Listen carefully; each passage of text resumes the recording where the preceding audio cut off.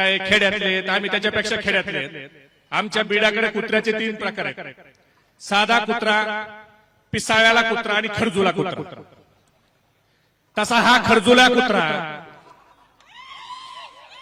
हा जयंत पाटील साहेबांच्या बद्दल आईबद्दल बोलतो. पण आवार साहेब, जयंत पाटिल साहब को गाली देना तो बहाना है, अवधूत वडार की आत्महत्या का पीछे जो घटना है उसको छुपाना है. अवधूत वडारची आत्महत्या का झाली?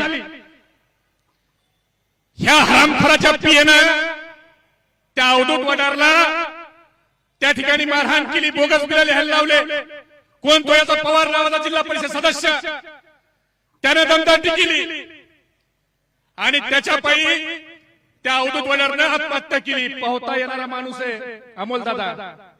जो पोहता ज्या अवधूत वडारला येत होता त्या अवधूत वडारचा मृतदेह हा पुलापासून वर 15 फूट सापडलाय. खाली जायला पाहिजे ना मृतदेह, तो खाली सापडला.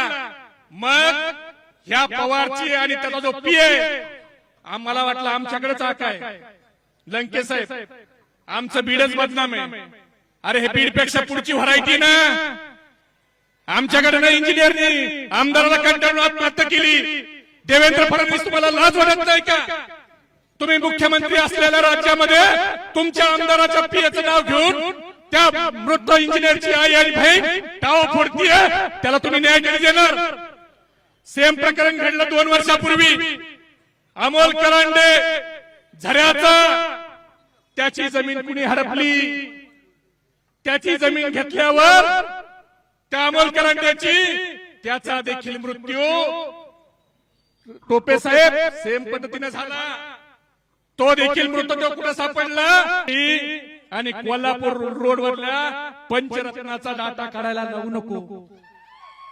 तिथं कुणासोबत कुणी कुणाची आरती केली ही सांगायची वेळ आणू नको. आम्ही कुणाच्या खासगी भानगडी शिरत नाही, पण आमच्या नेत्यावर जर बोललं तर आम्ही कुणाला सोडत पण नाही. आणि लयच खासगी जायला लावलं तर पोखरवाडी कोणत्या शिक्षकाने काय कारनामे केले ते पण सांगायची वेळ आमच्यावर आणू नको. आणि पडळकरवाडी कोण म्हातारा दारू केल्यावर काय म्हणतो याची पण व्हिडिओ शूटिंग दाखवायची वेळ आणू नको. लय खासगी शिरायला लावू नको. ते आम्ही पण शिरू शकतो. आणि याचा एक धंदा आहे, राजेंद्र देशमुखांना पहिले शिव्या द्यायचा का नाही? आमदार साहेब, राजेंद्र देशमुखांना हे धनगराच्या विरोधात म्हणायचे, ह्यांनी वाट लावली आणि 2017ला स्वतःच्या भावाला झेडपीला निवडून आणायला त्यांच्यासोबत तडजोड केली. हा म्हणतो जयंत पाटील साहेब प्रस्थापित. अरे बाबा, तुझी आई सरपंच, तुझा भाऊ झेडपीचा सभापती, तू आमदार, तुला का वाटलं नाही पडळकरवाडीच्या 400 मताच्या गावात दुसरा धनगराला आपण सरपंच करावं, एखाद्या धनगराला जिल्हा परिषदचा मेंबर करावं? तुला तुझ्या घरातच का दिसलं? आणि सारखा म्हणतो जयंत पाटील साहेबांनी कारखाना काढलं, कारखाना. अरे त्यांनी 4 काढले, 5 काढले, तू 10 काढ. तुला कुणी धरलं? कारखाना काढला म्हणजे नानच फाट्यावर हा देशी विकणं एवढं सोपं आहे का?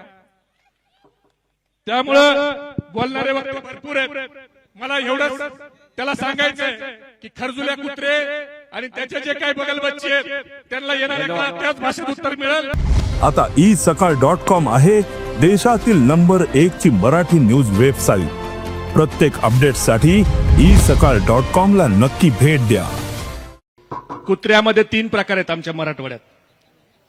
भाजपवाले म्हणते गावगाड्यातली भाषा आहे, रानटी भाषा आहे, खेड्यातले आम्ही त्याच्यापेक्षा खेड्यातले आहेत. आमच्या बीडाकडे कुत्र्याचे 3 प्रकार आहेत. साधा कुत्रा, पिसाळ्याला कुत्रा आणि खरजुला कुत्रा. तसा हा खरजुला कुत्रा हा जयंत पाटील साहेबांच्या बद्दल आईबद्दल बोलतो.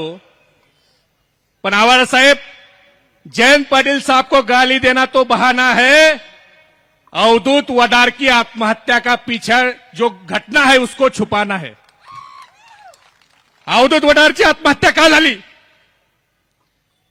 ह्या हरामखोराच्या पीएनं त्या अवधूत वडारला त्या ठिकाणी मारहाण केली, बोगस बिल लिहायला लावले. कोण तो? याचा पवार नावाचा जिल्हा परिषद सदस्य. त्याने दमदाटी केली आणि त्याच्या पायी त्या अवधूत वडारनं आत्महत्या केली. पाहता येणारा माणूस आहे अमोलदादा. जो पाहता ज्या अवधूत वडारला येत होतं त्या अवधूत वडारचा मृतदेह हा पुलापासून वर 15 फूट सापडलाय. खाली जायला पाहिजे ना मृतदेह, तो खाली सापडला. मग ह्या पवारची आणि त्याचा जो पीए, आम्हाला वाटलं आमच्याकडेच आका आहे. लंके साहेब, आमचं बीडच बदनाम आहे. अरे हे बीडपेक्षा पुढची व्हरायटी ना. आमच्याकडे ना इंजिनियरनी आमदाराला कंटाळून आत्महत्या केली. देवेंद्र फडणवीस, तुम्हाला लाज वाटत नाही का? तुम्ही मुख्यमंत्री असलेल्या राज्यामध्ये तुमच्या आमदाराच्या पीएचं नाव घेऊन त्या मृत इंजिनियरची आई आणि बहीण टाव फोडतीये. त्याला तुम्ही न्याय कधी देणार? सेम प्रकरण घडलं 2 वर्षापूर्वी. अमोल करांडे झऱ्याचा, त्याची जमीन कुणी हडपली. त्याची जमीन घेतल्यावर त्या अमोल करांडेची त्याचा देखील मृत्यू टोपे साहेब सेम पद्धतीने झाला. तो देखील मृतदेह कुठे सापडला? तो देखील पाण्यामध्ये. त्याच्या बाजूला त्याचा शेव सापडला आणि त्यांनी जमीन कुणाला विकली? तर ह्या टोपीचंदला, ह्या खरजुल्या कुत्र्याला विकली.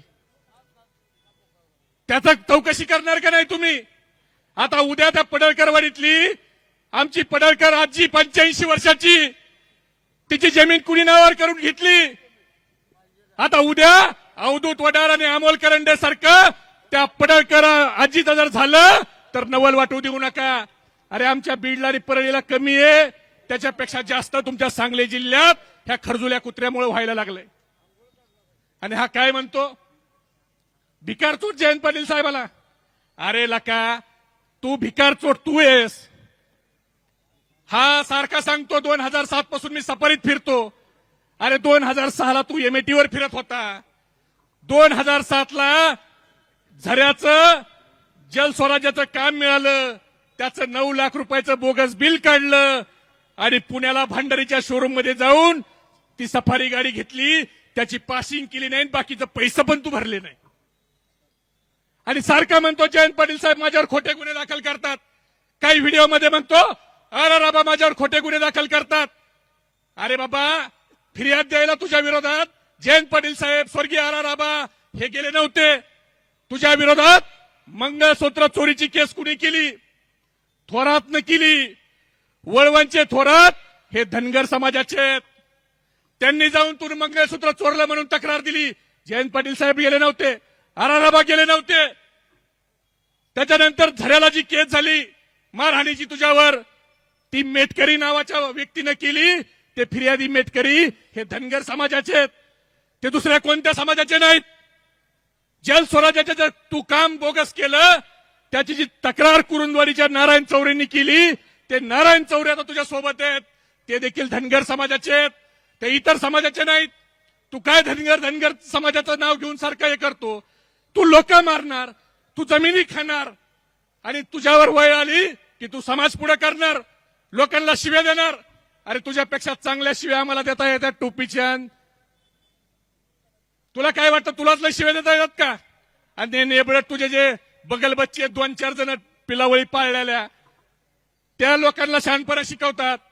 देवेंद्र फडणवीस, ही जी वेळ आली ना, तुम्हाला मी एकच गोष्ट सांगतो फडणवीस साहेब, एक कुत्रा असतो, तो कुत्रा एका मालक त्या कुत्र्याच्या गळ्यात साखळी ठेवून एका पुलावर उभा असतो आणि येणारा जाणारा माणूस आला की तो कुत्रा सारखा त्या माणसाला भोकायचा आणि त्याचा मालक जरा ती रस्सी सैल करायचा.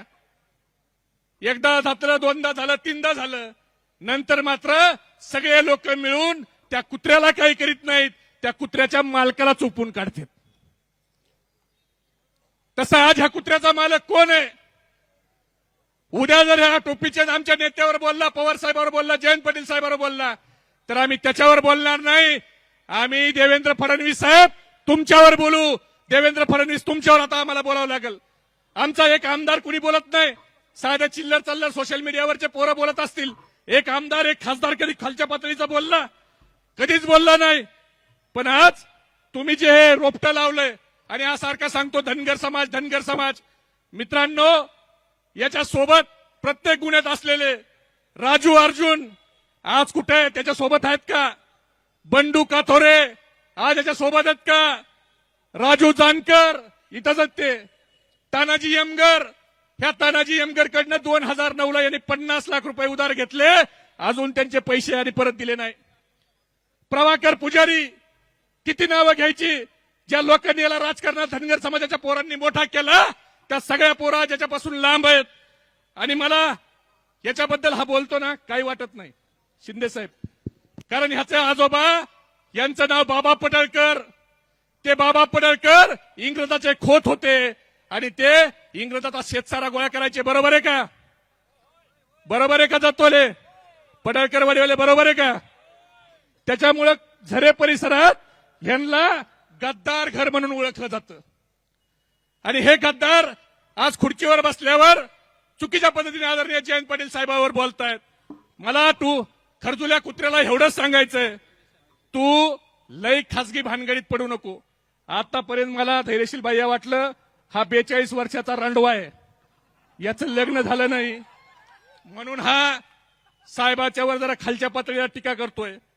पण अरुणांना मी जरा माहिती घेतली तर या खरजुल्या कुत्र्याला मला सांगणं, हॉटेल सोनी मधला 2012 ते 14चा डाटा आम्हाला काढायला लावू नको. कोल्हापूर मधल्या हॉटेल सोनीचा डाटा, कराड मधल्या महिंद्रा हॉटेलचा डाटा आणि सांगली आणि कोल्हापूर रोडवरल्या पंचरत्नाचा डाटा काढायला लावू नको. तिथं कुणासोबत कुणी कुणाची आरती केली ही सांगायची वेळ आणू नको. आम्ही कुणाच्या खासगी भानगडीत शिरत नाही, पण आमच्या नेत्यावर जर बोललं तर आम्ही कुणाला सोडत पण नाही. आणि लयच खासगी जायला लावलं तर पोखरवाडीत कोणत्या शिक्षकाने काय कारनामे केलेत ते पण सांगायची वेळ आमच्यावर आणू नको. आणि पडळकरवाडीत कोण म्हातारा दारू पिल्यावर काय म्हणतो याची पण व्हिडिओ शूटिंग दाखवायची वेळ आणू नको. लय खासगी शिरायला लावू नको. ते आम्ही पण शिरू शकतो. आणि याचा एक धंदा आहे, राजेंद्र देशमुखांना पहिले शिव्या द्यायचा का नाही?